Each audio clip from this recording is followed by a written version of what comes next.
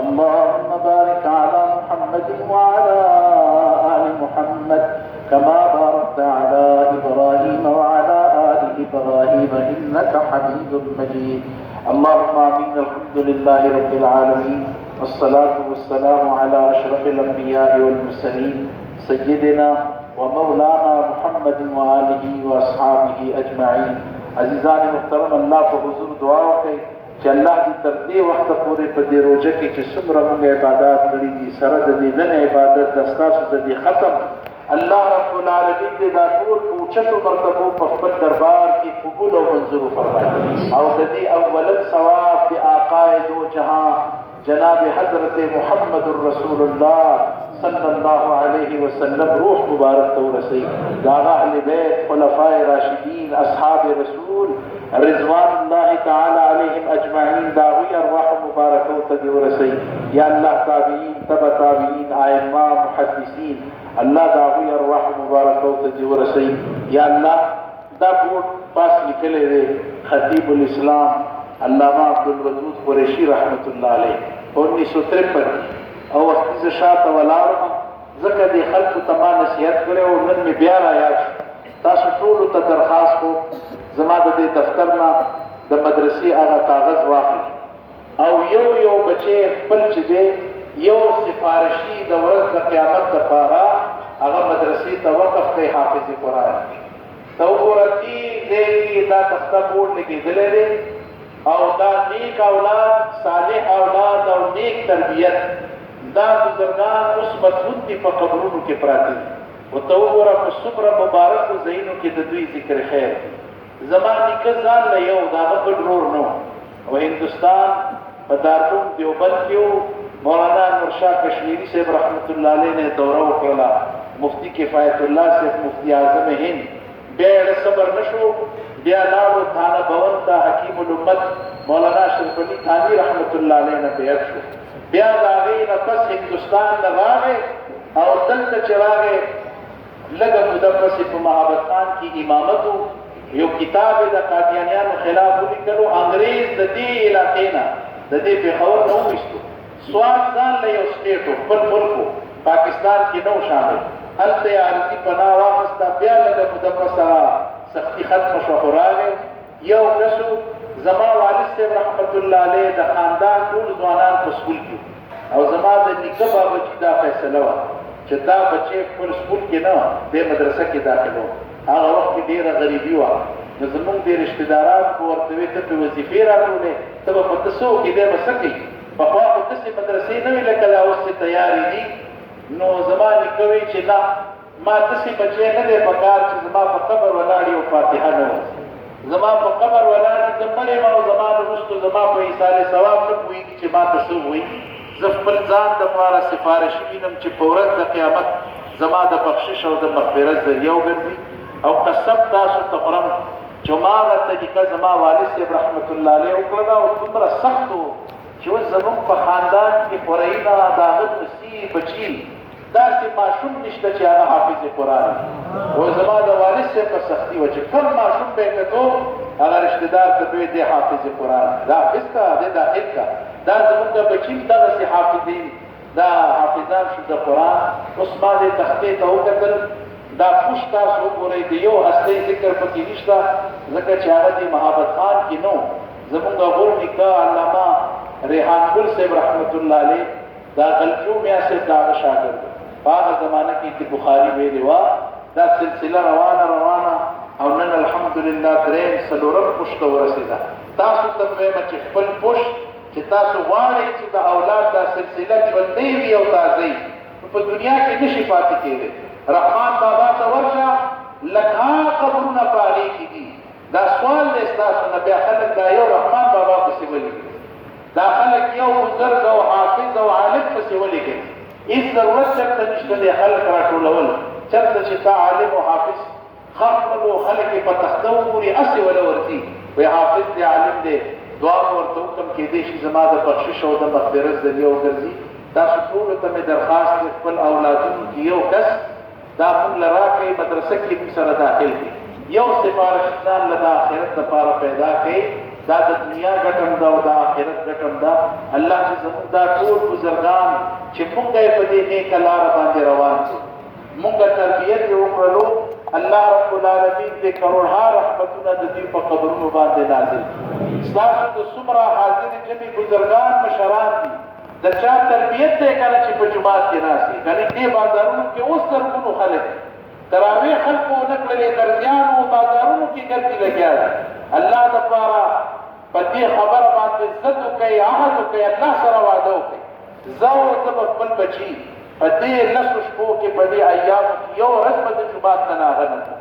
زه به یو شپه د تهجد نه ناغه نه کوم چې زما نه کم از کم او زما د بچو نه د لیلة القدر شپه خطا نشي. الله رب العالمین دې د دې ټولې حاضر جمعي څومره مرحومین مشران کشران وفات شوي دي، الله دې د ټولو درجات عالیه نصیب کړي، الله دې ټولو ته په جنت الفردوس کې اعلی مقام نصیب کړي. په دې حاضر جمع کې څوک بیمار وي، د چا په کور کې بیماري وي، په هسپتالونو کې ډېر مسلمانان مریضان دي، موذي امراضو کې مبتلا دي، یا الله دې ټول مریضانو ته شفای کامله عاجله نصیب کا. الله که څوک قرضدار وي د قرض اخلاص کا، یا الله که څوک بے روزگار وي د حلال روزي انتظام یې فرمایا. الله که د چا اولاد دي پروردگار صالح اولاد نصیب کا. الله که د چا نارینه اولاد نه پروردگار نارینه اولاد نصیب کا.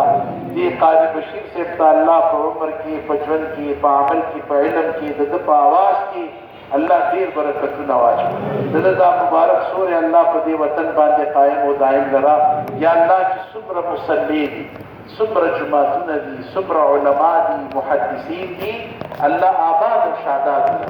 یا الله دا مبارک سورې دا هغوی په دې امت باندې الله قائم او دائم لرا. دا علما دي چې دا لګیا دي تزکیې کوي، زموږ تربیتونه کړي دي، نو دا جماعتونه آباد دي، دا محنتونه چا کړي دي نو دلته دي. دیکھیں زمون کمال نشتا،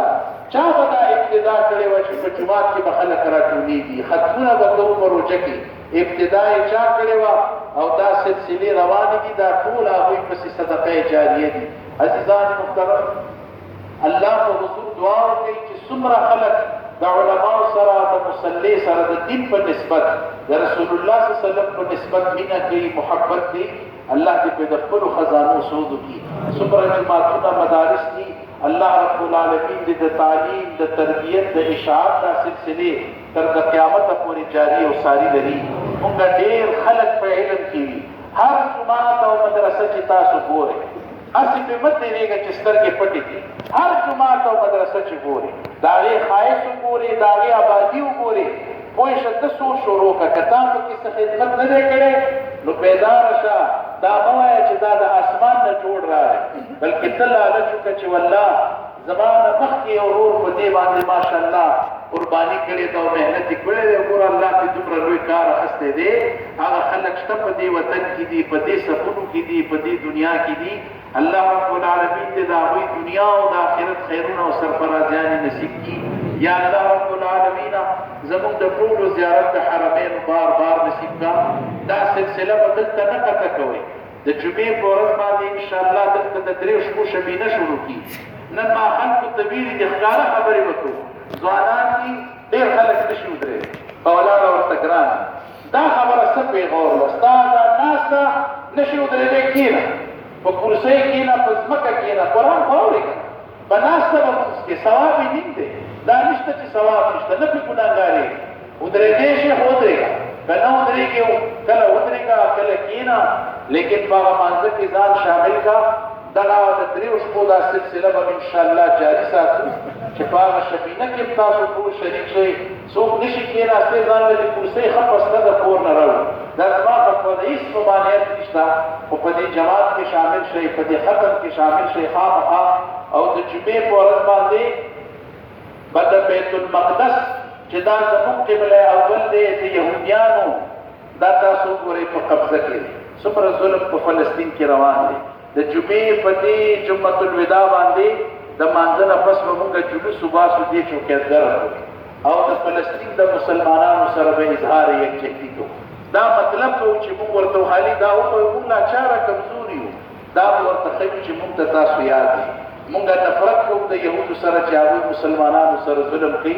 یا الله یهود دي، نصارا دي، چې څوک ظلم په مسلمانانو کوي الله د دې مبارک ساعتونو په خاطر دې تباہ او برباد یا الله آسمانی قهر او تندر په نازل کا کې یو نوې دعا شروع کړې ده او ډیره خوندوره په دې ده زمونږ دا بچي اولادونه خلک دي د مسلمان ملکونو نه په دې غیر ملکونو کې نوکرۍ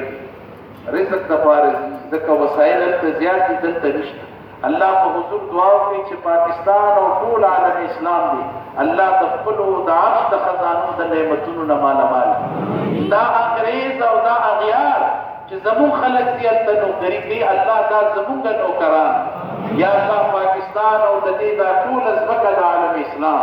افغانستان دی کشمیر دی فلسطین دی شام دی یا الله رب العالمین د سرو د هیرو د جواهراتو خزانه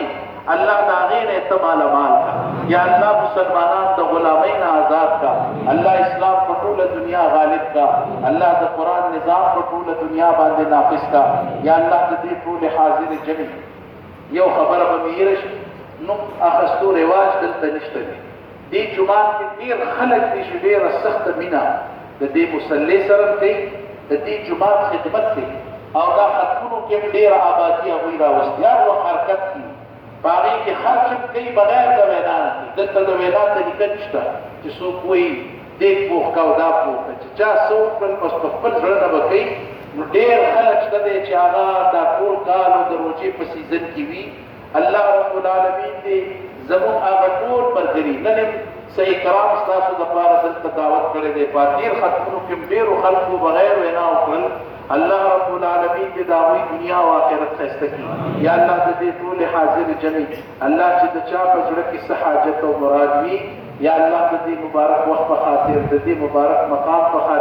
په خاطر د جناب محمد رسول الله صلی الله علیه وسلم زمون تمام شرعي حاجتونه مرادونه یا الله د خزانو د غیب نه الله د خپل شان مطابق پوره وفرمایي عزیزان محترم زما د دې برخوردار دپاره د زړه د خلاص نه دعا وکړه دا زما د والد صاحب رحمت الله علیه خوب 2 کال یې په غېږ کې کېنولی وایي ما خوب وکتو چې زما دا نوسی دی د قرآن تلاوت کوي په جنت کې روان او ما ته وینا کېږي چې دا نوسی دی تلاوت کوي او ته روان اوسه چې چېرته دی تلاوت ختم کړي بس هغه ځای به ستا ټیکا دی هغه دی د 2 کال دا هغه وخت نه اراده کړې وه چې دی لږ خالي تکړه شي نو تعجیب دا مخوب هم دا دی چې دی به انشاءالله مدرسه کې داخلو چې دی حافظ قرآن شي زما والد صاحب چې وفات شولو د هغه قبر ته چې د هغه خپو ته د سورې بقره کوم آخري آیتونه وو هغه ماشاءالله دی نصیب تلاوت او ما ځکه وایي چې دی تلاوت ځکه هغه خوب کتلی الله رب العالمین دی د ده دا ټول عبادتونه دی خپل هم درته زه وایم چې دا ټول تا هغه پسې بخا ځکه چې دا د هغه سختي وه او د هغه دعا وه سختي نه وه هغه خو وایي بس خوب کتلی و لیکن ماشاءالله دا د هغې تعبیر دی په دې دومره عمر کې الله 2 کال دی او دا ګرانه خبره ده دی اوسه پورې تاسو وایي ماشاءالله دی لا د 15 کالو نه دی قد غټ شوی دی لا د 15 سالو نه دی او ماشاءالله دا اول ختم پروس کال دا 3 کال اول یې وکړو دا 15 دویم وکړو او شمینه به ځان لکه انشاءالله دا د لس سپارې روزانه دا معمولی خبره نه ده او په دې کې هیڅ کمال زموږ نشته دی دا خاص د الله رحمت دی د هغه رحمت دی او نظر عنایت دی الله دې دغه نظر عنایت ستاسو زموږ د ټولو په نورو بچو باندې یا الله رب العالمین د دې ټولې حاضر جمع الله خاتمه په دې کلمه باندې وفرمایا ټول ما سره د کلمې ورد وکړئ او بس دعای خیر دی لا اله الا الله لا اله الا الله لا اله الا الله محمد رسول الله صلی الله علیه وسلم